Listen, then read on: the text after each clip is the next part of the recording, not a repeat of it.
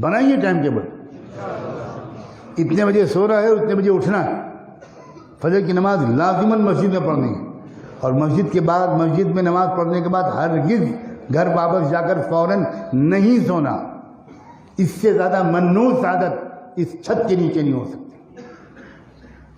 عجیب مصیبت ہے، مسلمان کہیں نوجوان جاگنگ کرتے ہوئے نظر نہیں آتے، کہیں دوڑتے ہوئے نظر نہیں آتے، کہیں سائیکلنگ کرتے ہوئے نظر نہیں آتے، کہیں ورزش کرتے ہوئے نظر نہیں آتے، اتنی لمبی لمبی جوانیاں لیتے ہوئے نظر آتے ہیں کہ اگر کینیڈا کا گینڈا بھی اگر اندر داخل ہو سکتا ہے۔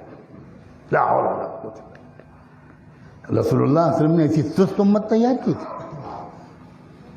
فجر کی نماز کے بعد تھوڑی تلاوت کر لو، اس کے بعد دوڑو، سائیکلنگ کرو، ورزش کرو، فزیکل فٹنس پر زور دو۔ اللہ کے رسول صلی اللہ علیہ وسلم کمزور مومن کو دیکھ کر خوش نہیں ہوتے تھے، حضور نوجوانوں میں کشتیوں کے مقابلے کراتے تھے، گھوڑوں اور اونٹوں کی ریس کراتے تھے۔ ایک بہت سرگرم عمل، ایکٹیو، فزیکلی فٹ ایمان والا اللہ کو زیادہ پسند ہے۔